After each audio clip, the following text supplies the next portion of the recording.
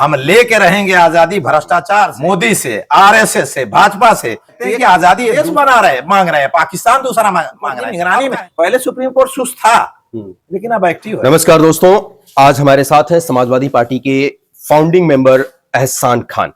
अभी अभी जंतर मंतर धरने से वापस लौटे हैं और जिस तरह का हंगामा पूरे देश में सीजेपी यानी कि कांग्रेस जनता पार्टी को लेकर के हो रहा था, जो पार्टी एक मजाक मजाक में ही तैयार हुई, लेकिन उस पार्टी ने वो कारनामा कर दिखाया जो पिछले 12 सालों में कोई नहीं कर पाया।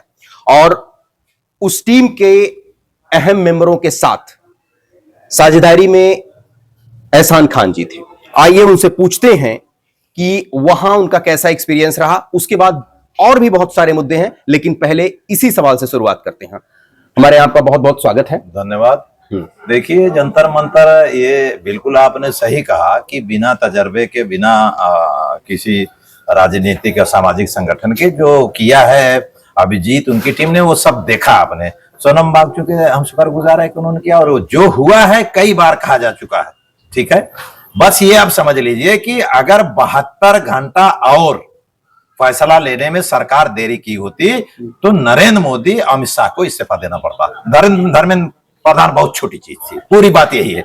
जहां तक ये सवाल है कि क्या मुकदमे वापस होंगे, ठीक है, और भी जो मांगे हैं 10 बजट से 10% बजट का शिक्षा के लिए जाना चाहिए, ठीक है, सरकारी स्कूलों के जो बच्चे उनको 20% आरक्षण, ठीक है, और नई शिक्षा नीति जिसमें गरीब अमीर सबको शिक्षा का अधिकार हो। ये विदेश, रूस, चाइना ये जो जा रहे हैं सब बंद हो, ये सब है। मुझे लगता है ये सब इंप्लीमेंट वो करेंगे, नई शिक्षा नीति लाएंगे। और जो उत्तर प्रदेश, बिहार, बंगाल जितने मुकदमे सब वापस लें। अगर इनको एक, जैसे कहा जाता है कि चूटा को जब मौत आती है तो पर जाम जाता है, अगर यही हाल इनका रहा, अगर ये करना हो तो कर दे।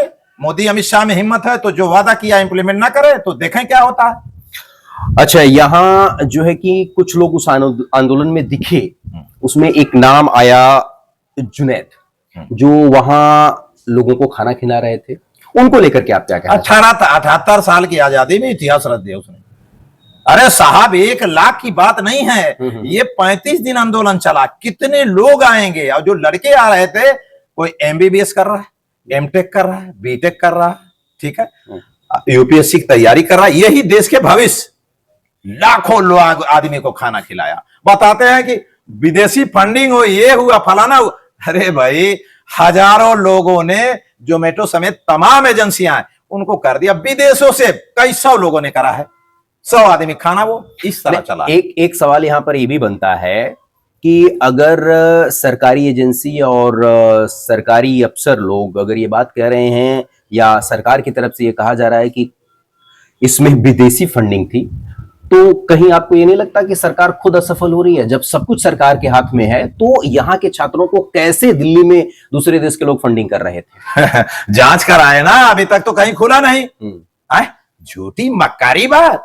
जब आजादी हम लेके रहेंगे, आजादी भ्रष्टाचार से, मोदी से, आरएसएस से, भाजपा से, तो ये कहते हैं कि आजादी ये दूसरा देश बना रहे, मांग रहे हैं, पाकिस्तान दूसरा मांग रहे हैं। अब काहे नहीं कहते? अब मोदी, अमित शाह, आरएसएस, बीजेपी कहे, अब तो उन्होंने आजादी ले लिया।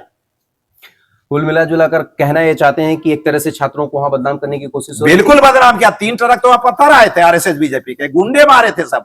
ये बताइए, पायलट गन, अमित शाह बताए कि कौन सा कानून बताता, कौन सा कानून बता रहा पायलट गन चलाने का? बताइए। ये बहुत बड़ा आरोप लगा रहे हैं सरकार पर। अरे है, पायलट गन चली है।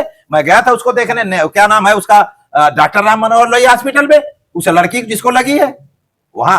क्या बिहार में AK-47 लगा चलाई गई? कोई जग जाहिर नहीं है क्या? वो सब जांच हो रही सुप्रीम कोर्ट की निगरानी में। पहले सुप्रीम कोर्ट सुस्त था, लेकिन अब एक्टिव है। दूध का दूध, पानी का पानी हो जाएगा, आप समझ लीजिए। चलिए ठीक है, कोर्ट पे भरोसा होना चाहिए, न्याय व्यवस्था को निष्पक्ष होकर के जांच करनी चाहिए। अब आगे बढ़ते हैं। उत्तर प्रदेश में एक हंगामा और चल रहा है, आजम खान द्वारा जो बनाई गई थी यूनिवर्सिटी, जवाहर यूनिवर्सिटी को लेकर के। इसके बारे में आप क्या कहना?